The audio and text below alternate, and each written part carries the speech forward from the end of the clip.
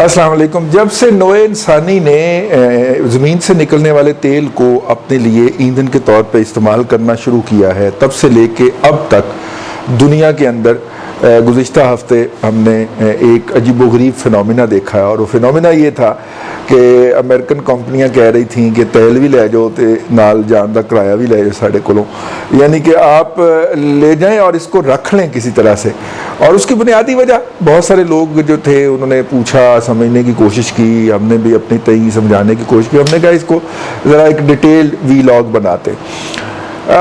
देखिए, दुनिया के अंदर जहाँ से भी तेल निकलता है, वो अरब ममालिक हों, वो अमेरिकन हों, वो रशिया हो जो कि सबसे बड़ा प्रोड्यूसर है खान तेल का, या वो अफ्रीका हो, लातीनी अमेरिका हो, जहाँ से भी तेल निकलता है वो ज़मीन से कुएँ खोदे जाते हैं और नॉर्मली उनका फवारा फूटता है। और जब फवारा फूटने की एज गुजर जाती है तो फिर उसमें से तेल निकाला जाता है।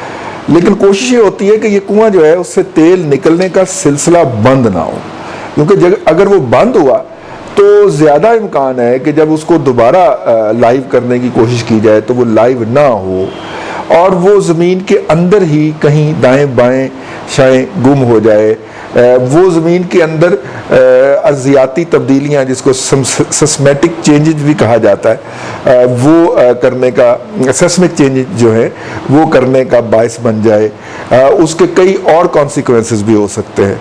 लिहाजा जितने भी ऑयल निकालने वाली कंपनियां हैं वो अपने तेल निकालने के अमल को स्टैंड स्टिल नहीं कर सकती, ज़ीरो नहीं कर सकती, क्योंकि ज़ीरो करने का मतलब होगा कि उससे बिल्कुल हाथ धो लिए जाएं। तो लिहाजा एक बात तो ये जहन में रखनी है कि जहाँ से तेल निकल रहा है उसको रोका नहीं जा सकता, कम किया जा सकता। अब ये तेल जो है ये ताज़ा बताज़ा आता है और इसकी प्रोसेसिंग होती है। हर तेल की जो है वो केमिकल कंपोजिशन जो है वो थोड़ी सी डिफरेंट होती है, तो डिफरेंट प्रोसेस उसके लिए अडॉप्ट किया जाता है। इसीलिए जब तेल जहाज़ के ऊपर होता है तो उसके ऊपर बाकायदा स्पेसिफिकेशन लिखी जाती है कि ये फ़लाँ जगह का इस ज़मीन का ये वाला तेल है और इसके अंदर ये चीज़ें पाई जाती हैं। और जैसा कि मैंने अर्ज़ किया कि हर इलाके का तेल जो है उसकी अपनी खसूसियत होती है। ये हमें उस वक्त पता चला जब ये पता चला कि जो तेल ईरान से स्मगल होता है, ईरान का तेल एक्सपोर्ट तो होता है ना आधी कीमत के ऊपर, स्मगल होता है, स्मगल कह ले उसको, तमाम तर पाबंदियों के बावजूद जो है, जो आलमी लुटेरे हैं, आपका ख्याल है कि वो बख्श देंगे?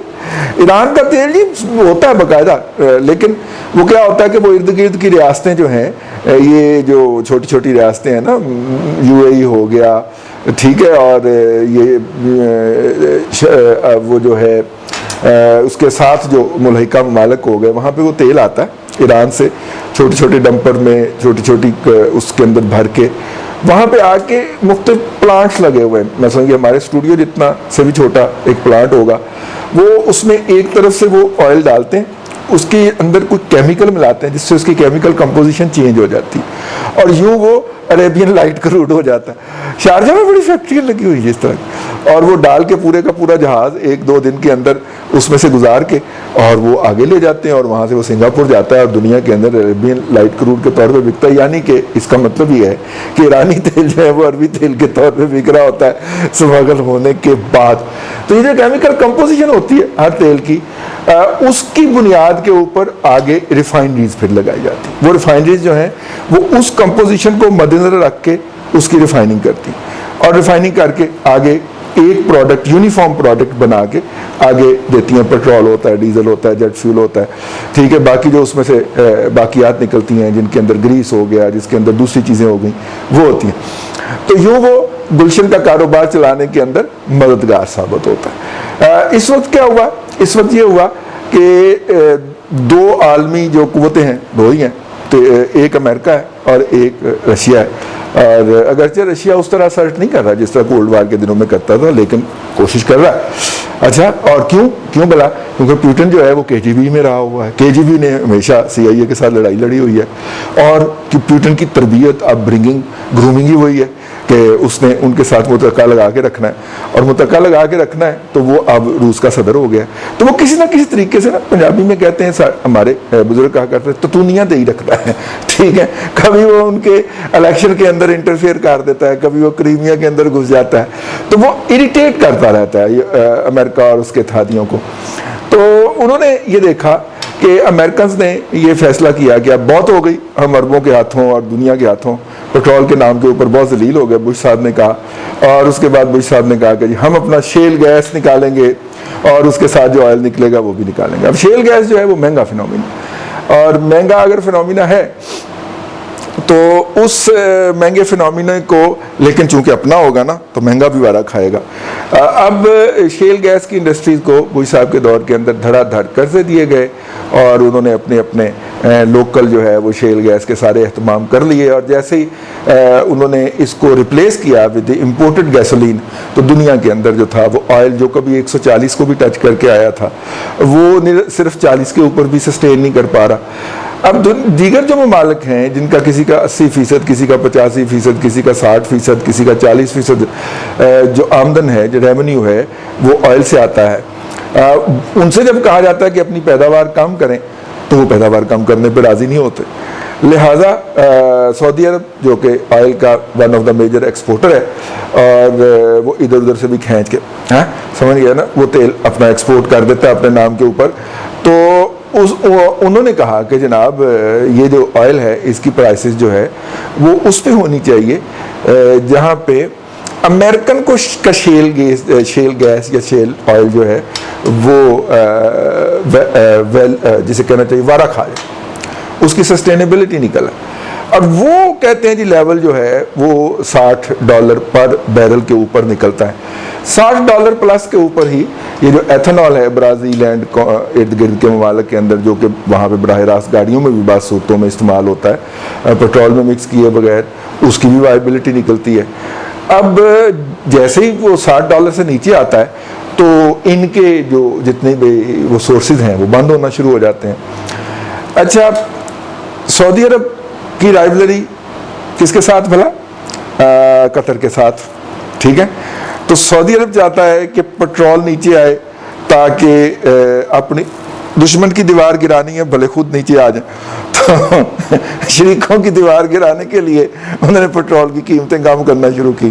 तो रशिया ने कहा ठीक है।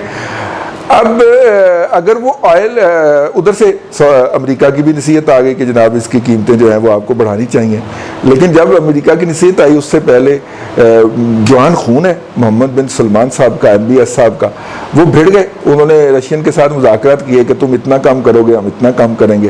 क्योंकि कम जब करना है तो वो उसके ऊपर भी लड़ाई होती है ना कि सारे फिर बराबर का काम करें या कितना काम करें। तो उनके मुज़ाकरात हुए और मुज़ाकरात पहले जो मुलाकात हुई, समिट मुज़ाकरात दोनों प्यूटन की और MBS की, उसके अंदर तय हुआ कि जी हम इसको बात को मुज़ाकरात से हल करेंगे, यानी पहली मीटिंग में बात तय नहीं हो सकी। दूसरी और तीसरी मीटिंग सुनाए नाकाम हो गई, उसमें एग्री नहीं कर पाए दोनों।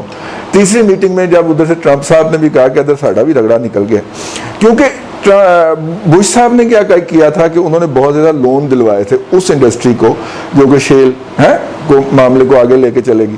हाँ, वो इंडस्ट्री जो थी वो $60 से नीचे के ऊपर मुंह पर गिर गई। उन्होंने कहा तुम डिफॉल्ट डिक्लेयर ना करो, हम तुम्हें 0% इंटरेस्ट रेट कर देते, तो उन्होंने कर दिया। ये जो 0.25 100 रुपये में से 4 आने जो उन्होंने इंटरेस्ट रेट अब किया है कोरोना की वजह से, ये 0% बड़े अरसे का है जी इस इंडस्ट्री के लिए। तो इसके बावजूद भी उनकी वो वाली इंडस्ट्री संभल ही नहीं सकती, कम्पीट ही नहीं कर सकती। तो लिहाजा क्या हुआ कि उन्होंने जो था वो इसके ऊपर सऊदी अरब को कहा और सऊदी अरब ने कहा कि जी हम ऑयल कट करते हैं। उसने एग्री भी कर लिया रशिया के साथ, और रशिया बहादुर जो है वो जो था उसने कहा कि जी 1 मई से जो है वो हम इस मुआहदे का इतलाक करेंगे। 1 मई क्यों उन्होंने डेट ली? क्योंकि उन्होंने इससे पहले भी देख लिया था कि अमेरिकन का रगड़ा निकलना है, तो हम रगड़ा क्यों ना निकलवाएं। तो वो खैर रगड़ा निकला जी। उनके पास जो ऑयल रखने की जगह है वो ख़त्म हो गई। दुनिया भर से जो भी जो थे वो जहाज़ वो तेल से भर भर के अमेरिका गए हुए थे, वो समंदर में खड़े हैं। कोई लोग कहते हैं 2600 जहाज़ है जो तेल से भरा हुआ समंदर में खड़ा है, उसको उतारने की जगह नहीं है। अच्छा, रिफाइनरियों के पास जो है वो स्टोरेज कैपेसिटी ख़त्म हो गई। रिफाइनरियाँ क्या करती हैं? रिफाइनरी ने तेल लिया, अच्छा तेल लिया और तेल को प्रोसेस किया, उसमें से चीज़ें निकली और चीज़ें मुख्तलिफ़ किस्म के कंपोजिशन निकले। उन चीज़ों को उन्होंने इस्तेमाल करना शुरू किया। अब मसला ये है कि चलो ट्रांसपोर्ट तो किसी न किसी बहाने थोड़ी बहुत चल ही रही होगी या चल ही रही है, लेकिन ये जो एयरलाइन सारी ग्राउंड हो गई हैं, और आपको पता है कि एक जहाज़ कितना फ्यूल इस्तेमाल करता है एक फ़्लाइट के अंदर, और ये जो एयरलाइंस बंद हो गई हैं तो उन्होंने निकाल के क्या करना है कि पेट्रोल जो है और डीजल जो है वो पेट्रोल पंप पे भेज दिया, जेट फ्यूल जो है वो एयरपोर्ट पे भेज दिया, जो वहाँ पे बड़े बड़े वो रखे होते हैं ना ढोल सारे, उनके अंदर भर कर दिया, पड़ोले रखे होते हैं उनके अंदर भर दिया। अब वो आगे फ़्लाइटें तो उड़ नहीं रही, तो जेट फ्यूल कहाँ पर जाए?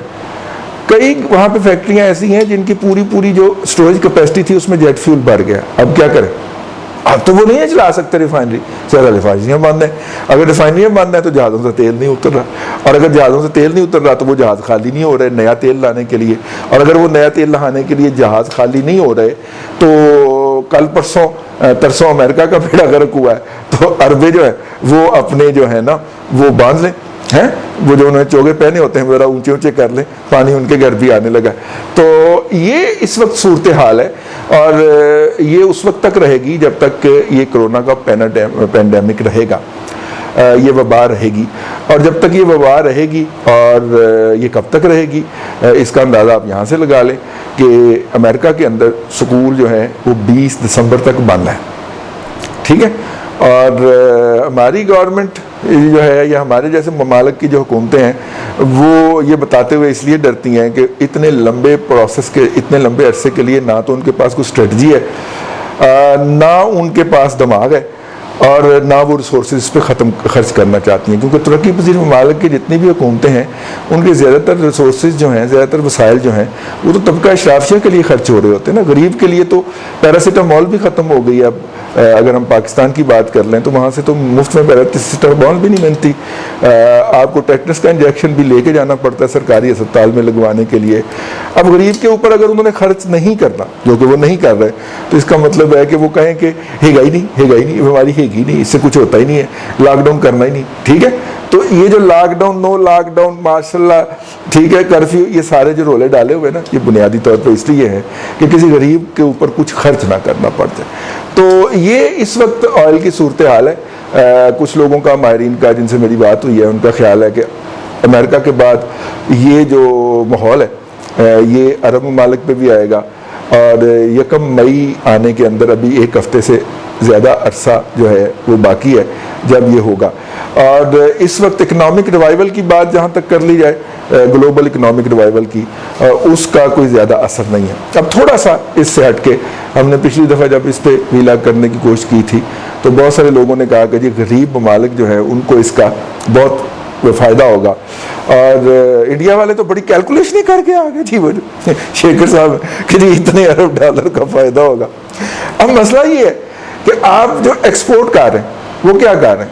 एक्सपोर्ट आप कर रहे हैं चीज़ें, प्रोडक्ट, प्रोड्यूस, सर्विसेज जो आप एक्सपोर्ट कर रहे हैं वो भी उसके बैक एंड के ऊपर कहीं ना, भाई जहाँ से आप बैठ के सर्विसेज दे रहे हैं वहाँ पे एसी तो चल रहा है ना, वहाँ तक आप गाड़ी में तो बैठ के आ रहे हैं, ठीक है।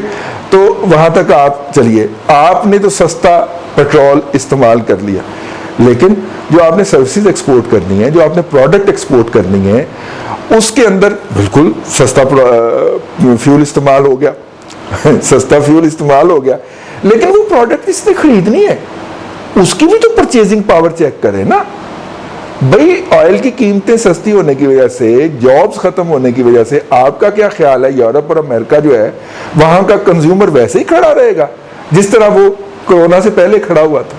नहीं, उसके भी तो बाइंग बिहेवियर के अंदर फर्क पड़ेगा ना, उसके भी तो सर्विसेज लेने के बिहेवियर के अंदर फर्क पड़ेगा। और अगर ये फर्क पड़ेगा तो आपके लिए ये सस्ता फ्यूल जो है वो किसी काम का नहीं होगा, क्योंकि अगर वहां से कम ऑर्डर आएंगे तो आपके ममालिक के अंदर भी कंपनियां कम प्रोड्यूस बनाएंगी तो उन्हें कम लेबर की जरूरत होगी, और अगर कम लेबर की जरूरत होगी तो जॉब कट्स यहाँ पे भी आएंगे। तो अगर मेरी जेब में तनख्वाह ही नहीं होगी और मुझे महीने के बाद वो कोई पैसे या 15 दिन के बाद कोई पैसे मिलने का इम्कान ही नहीं होगा, तो मैंने सस्ते पेट्रोल को अपने ऊपर छिड़क के आग लगानी है, मैंने क्या करना है उसका, ठीक है।